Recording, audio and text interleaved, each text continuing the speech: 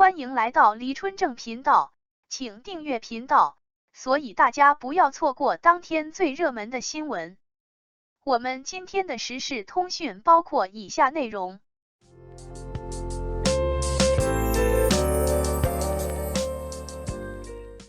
王一博缘何胜负欲爆棚？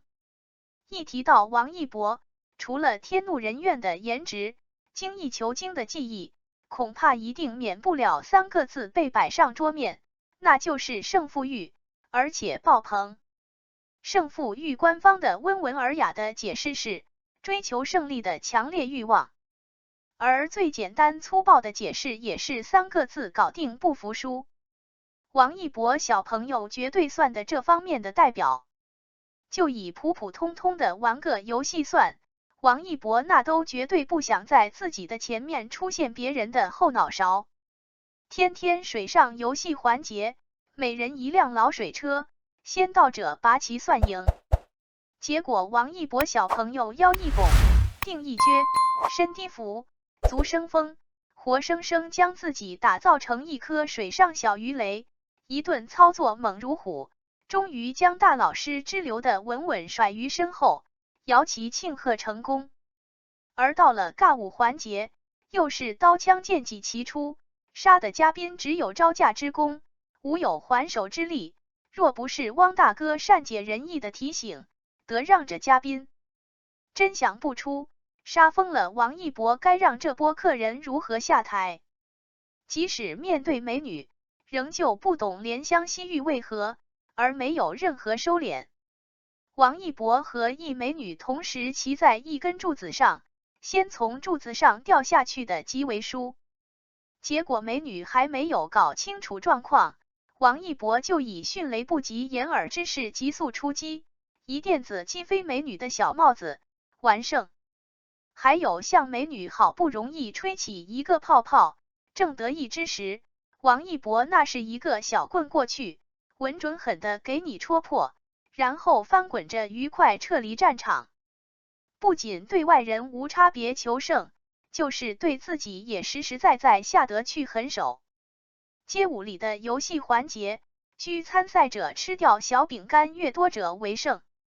到王一博这里不凑巧的是，一块小饼干脱离手掌，落于地面，众人正欢呼王一博终于落败之时，只见我们的酷盖一个趴地，毫不犹豫地添起落地的小饼干，面不改色心不跳的直着脖子就给吞了下去。落在地上的脏、不卫生、不能吃之类的古训，在酷盖这里完全找不到生存的机会，以至于黄渤大吃一惊，叫喊道：现在的孩子都这么拼吗？玩游戏尚且如此，更不必说他对待自己的事业了。练武常常练到深夜而归，最后关灯的大概率是王一博，而小憩几个小时，又凌晨匆匆奔赴赛场，典型的一个连轴转。而练武练到虚脱，躺倒练习室的地板上无法动弹，更是家常便饭。咬着筷子练台词，所有的危险场景坚持真身出演，让那些对爱豆心怀芥蒂的导演们也不得不对王一博的拼尽侧目。那么问题就来了，如果王一博还是寂寂无名的时候，对胜利的渴望会激发他的斗志，毕竟有出人头地这样的美丽花环在前面做动力。但功成名就坐稳内娱顶流交椅的王一博，仍旧胜负欲爆棚。何解？一、强劲的冲劲和奋斗精神，进取意志炽烈。我想，这第一条应该是王一博胜负欲爆棚的关键。任何行业只要存在，就会有竞争，有竞争，势必就会优胜劣汰，这是进化论最基本的原则。而王一博所从事的街舞也好，演员也罢，也归属于360行之一。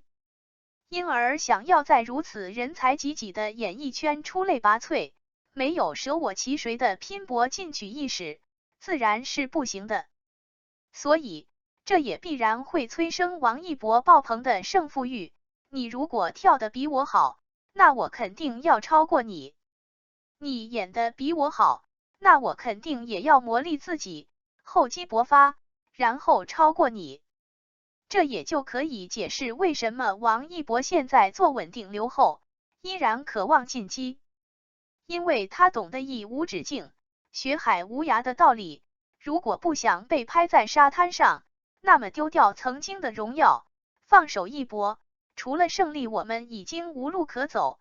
拥有这样的心理建设，其外在表现一定仍旧是胜负欲的茁壮成长。2. 豪横的控制欲望，渴望一切纳于掌心。这是王一博胜负欲爆棚的第二个鲜明表现。中国有句老话叫胜者为王，就是这个意思。众生者芸芸，但为王者寥寥。其根本原因，我想就是很多人习惯低头向下，满足自己面前的生活，这样相对活得轻松。但还有一部分人喜欢昂头向上，喜欢会当凌绝顶，一览众山小的豪迈旷达。而要达到这一点，从同样两条腿支个肚子的芸芸众生中脱颖而出，没有凡事敢于争先敢于奋勇的雷厉风行的气质与行动，估计是万万不可能的。而一旦站立巅峰，自然又成为万人瞩目的焦点，自然又担负起引领其他人前行的重担。这时候，从一个竞争者的身份就转变成一个领导者。这也许可以理解王一博为什么被称为博帝了。他通过这种不服输的斗志，一步步走上王者宝座，然后必然就会享受到掌控带来的豪横的愉悦感。比如他在街舞上的表现，为什么我们会感觉王一博的舞台如此洒脱自如？那恰恰是他战胜了所有对手，也包括他自己，兼收并蓄，融会贯通，然后君临舞场，从而散发的强大气场与震撼力。胜负欲爆棚，看来绝对是王一博不可或缺的前行动力。但会不会就此过犹不及呢？列位自可相信酷盖，他的清醒自持早就给出答案。我不是想赢，但我就是不想输。一个有着这样思想底蕴的人，他会在关键路口及时刹车转弯，而不会让自己撞到南墙而不自知的。就像他完完全全还可以在爱豆的这条路上爆棚几年胜负欲，毕竟25岁的大好年华，也正是涂眼睛画彩妆娘里娘气就可以收获一大批鲜花与掌声的黄金时段，但他却直接转身，连招呼都不打，就干脆利落的撤出战场。所以，这就是王一博爆棚的胜负欲背后真相。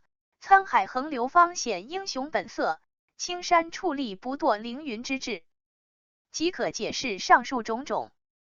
感谢您观看视频。